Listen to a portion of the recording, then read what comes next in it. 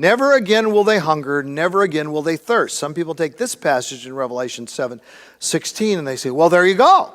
So obviously we're not going to eat and drink because we're not going to hunger or thirst. No, look at it in this context.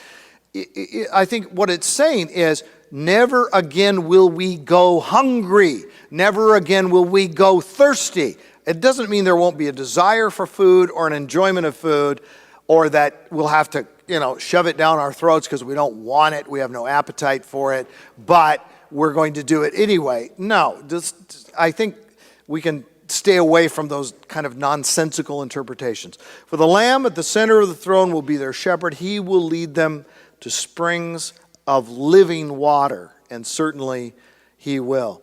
Another thing that people use, 1 Corinthians 6:13, you say, food is for the stomach and the stomach is for food. This is true, though someday God will do away with them both. Well, it's not talking about the resurrection body. It's talking about the fact that we're going to die. We don't know about the resurrection body.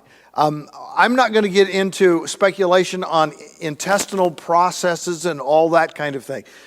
Somebody asked me the question privately, but it just isn't really our main concern here. But everything that lives and moves will be food for you, God said.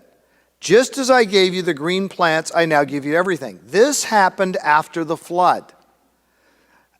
And the very fact that he says, before I gave you the green plants, now I give you everything, it shows the transition after the flood into eating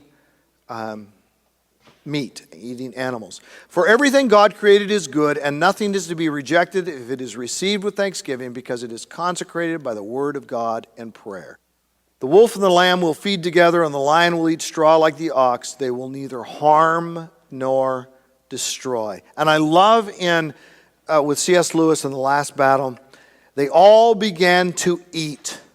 And what was the fruit like? Unfortunately, no one can describe a taste.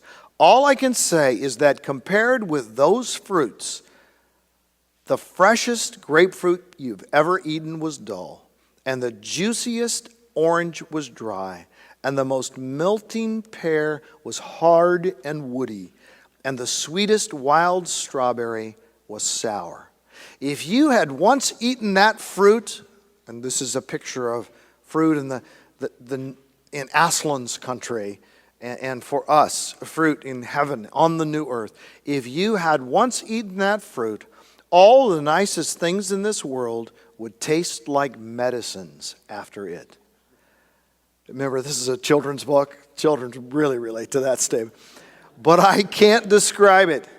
You can't find out what it is like unless you can get to that country and taste it for yourself. And he makes clear how you get there. It's through a relationship with Aslan, the lion, who is Christ.